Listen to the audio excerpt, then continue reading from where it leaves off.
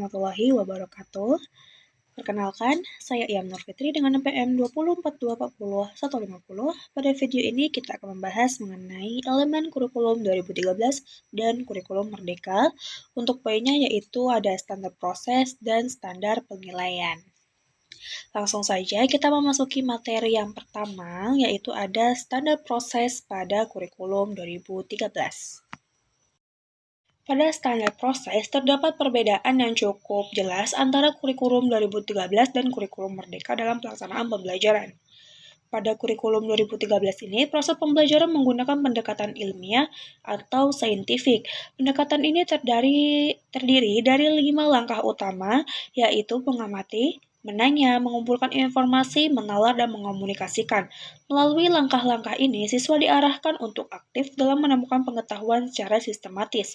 Selain itu, pembelajaran pada kurikulum 2013 bersifat terstruktur karena mengikuti silabus dan RPP yang telah disusun secara rinci dan terukur.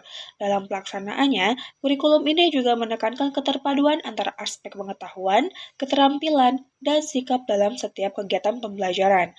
Penilaian dalam proses pembelajaran juga dilakukan secara berkelanjutan, sehingga guru dapat memantau perkembangan siswa dari waktu ke waktu.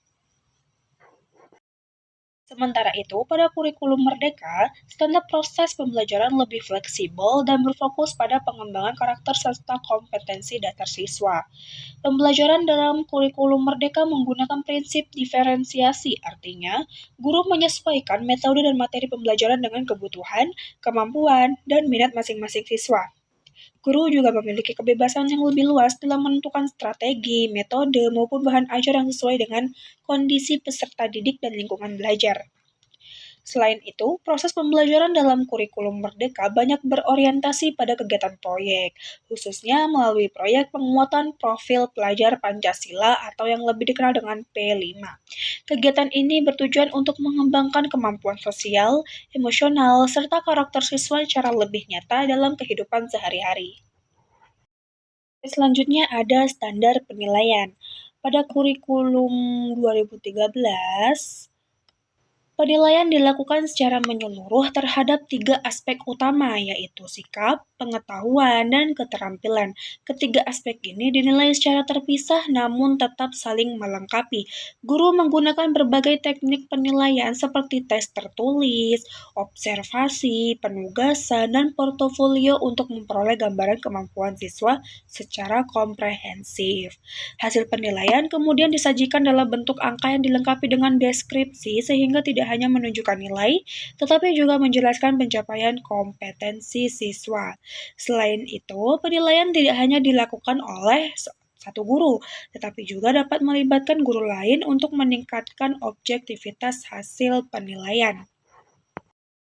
Nah, berbeda dengan kurikulum 2013, pada kurikulum merdeka, penilaian lebih berfokus pada pencapaian kompetensi dan perkembangan karakter siswa secara menyeluruh. Penilaian dalam kurikulum ini lebih menekankan pada asesmen formatif, yaitu penilaian dilakukan selama proses pembelajaran dengan tujuan untuk memperbaiki dan meningkatkan kualitas belajar siswa, bukan hanya untuk menentukan nilai akhir.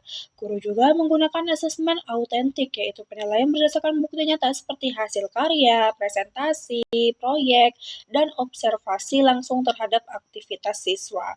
Laporan hasil belajar dalam kurikulum merdeka lebih bersifat deskriptif dan naratif, sehingga memberikan penggambaran yang lebih utuh tentang perkembangan siswa. Tidak hanya dalam bentuk angka, tetapi juga dalam bentuk penjelasan yang lebih mendalam. Baiklah, itu tadi yang bisa saya bahas pada video kali ini. Untuk salah dan kurangnya, saya mohon maaf. Saya akhiri. Wassalamualaikum warahmatullahi wabarakatuh.